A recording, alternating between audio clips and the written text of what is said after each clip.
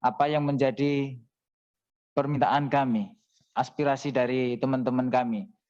Saya Muhammad Saiful Anam sebagai Ketua Tendik Nasional GTK HNK 35 ingin menyampaikan dan memohon kepada Komisi 10 untuk bisa menyuarakan kepada pemerintah, terutama kepada Bapak Presiden, untuk memberikan kepada kami keputusan atau regulasi yang berkeadilan untuk kami. Siapa saja Tendik itu jelas tadi sudah disampaikan, tetapi yang paling real adalah yang terdata di dalam Dapodik yang disebutkan sebagai Tendik di dalam Dapodik tersebut. Walaupun dengan banyak masalah atau mungkin ada lambat sinkron ataupun bagaimana yang memungkinkan ada belum sinkron, artinya ada keterlambatan seperti itu. Dengan permasalahan di Dapodik yang ada, tetapi itu kemungkinan yang paling bisa digunakan sebagai data pokok untuk dijadikan dasar untuk diangkat menjadi PNS. Kami minta kepada Bapak Presiden untuk memberikan keputusan Presiden pengangkatan Tendik honorer sekolah negeri menjadi PNS. Kemudian sebagaimana sudah disampaikan oleh Bapak Menpan RB, Bapak Cahyokumolo terkait rencana penghapusan honorer pada tenggat waktu sampai dengan tahun 2023, kami Tendik Nasional sangat mendukung rencana itu. Tetapi kami minta sebelum 2023 maka honorer Tendik sekolah negeri semuanya akan diangkat sebagai PNS. Itu yang menjadi permintaan kami. Tetapi ini alternatif, Bapak.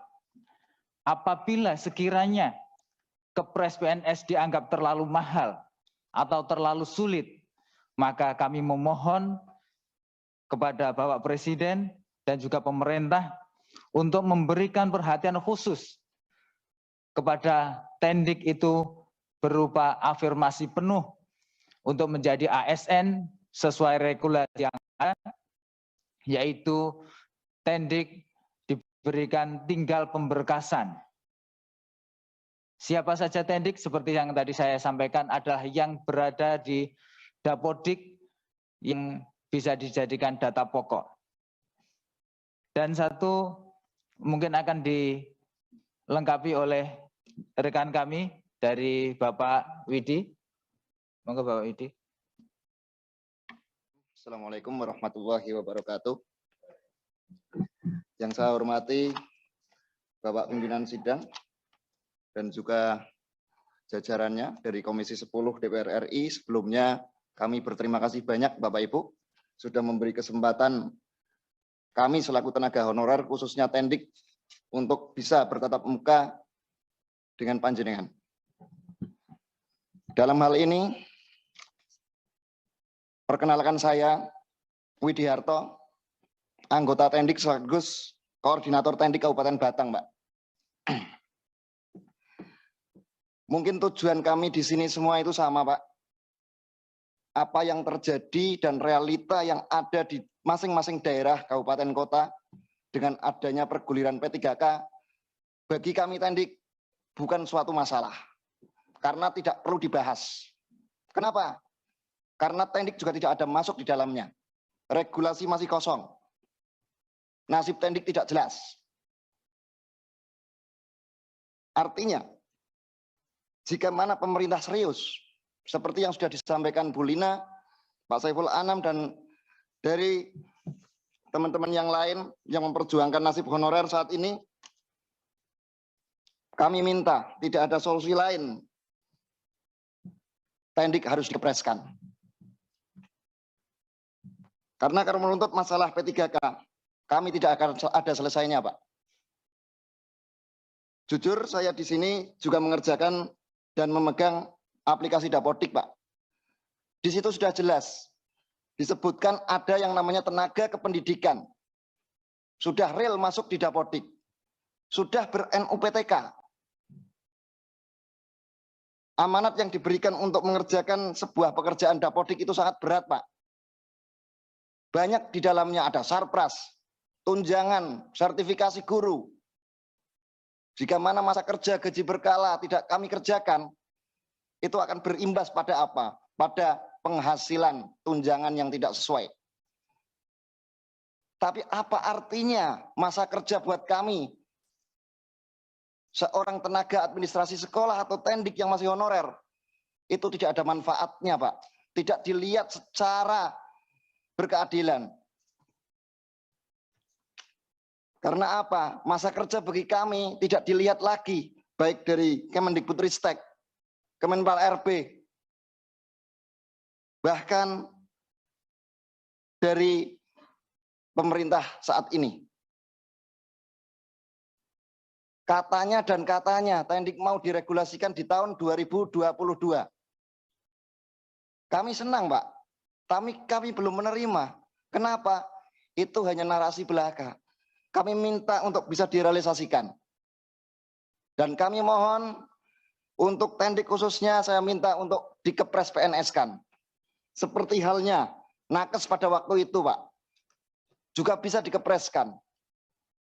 Bahkan ada contoh di wilayah Kabupaten Batang yang nakesnya sudah diangkat menjadi pegawai negeri, tapi tendik yang melayani di tenaga administrasi sekolah ketika minta legalisir ijazah masih menjadi tenaga honorer. Pelik bagi negara ini, pelik bagi bangsa kita ini, sila kelima belum dijalankan dan belum benar-benar direalisasikan. Saya percaya betul pemerintah sangat komit, Pak. Tapi di sini kita memang butuh kerjasama. Kita butuh pemaparan yang jelas. Karena jumlah tendik yang amat sangat terbatas, Pak.